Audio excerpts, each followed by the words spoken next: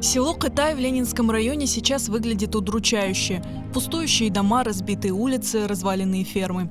А ведь 30 лет назад это место считалось одним из самых перспективных в Крыму. В 90-е годы в рамках государственной программы репатриации депортированных здесь был создан колхоз «Ватан» – «Родина». Его новых жителей горячо приветствовали и часто писали о них в газетах. Бұл көйге келдік, яшайық.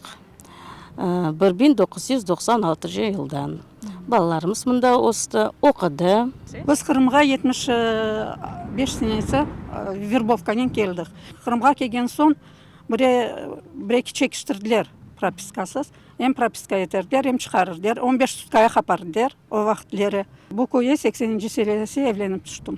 80-ci senesinden берлі бұнда яшайым. В Кытай заселили десятки вернувшихся на родину крымских татар, в основном из Самаркандской области Узбекистана. Для них построили одинаковые дома, разбили виноградники и сады, обещали сделать дороги, открыть детский сад и дом культуры. Поначалу жизнь в родине и правда была райской. Везде трудно было жить, а у нас люди все время, каждую неделю мясо резали. У нас скотина была, молоко продавали всегда. Ну, ферма была. Муж мой председателем был, Меметов Музаир Таирович. Каждый год давал пшеницу, хорошая была.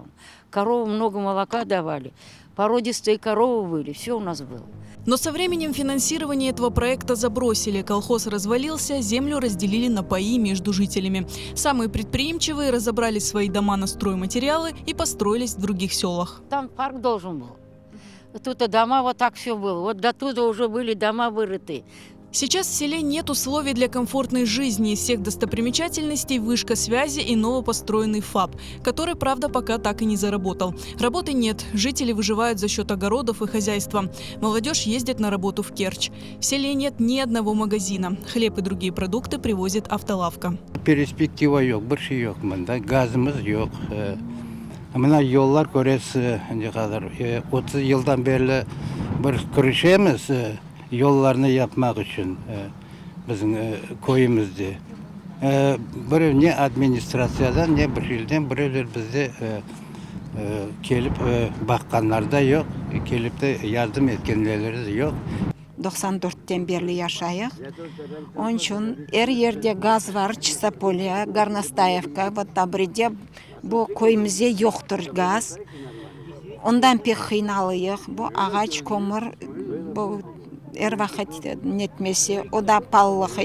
соседнем селе Маяк Салын, ныне Чистополье, которое всего в 5 километрах, жизнь кипит. Здесь и железнодорожная станция, и магазины, и школа, и проведен газ. Оттого многие переехали туда. В Китае же проживают всего около 250 человек. Но, несмотря ни на что, они любят свое село и надеются, что цивилизация доберется и до них. Soramayıq bir şey. Kene soruşamız yaşamağa, bizim urfi adetlerimizni becermege. Koyumuz güzel. Adamlarda hizmet olsa hepsi birlik olur. Tinçlik olur.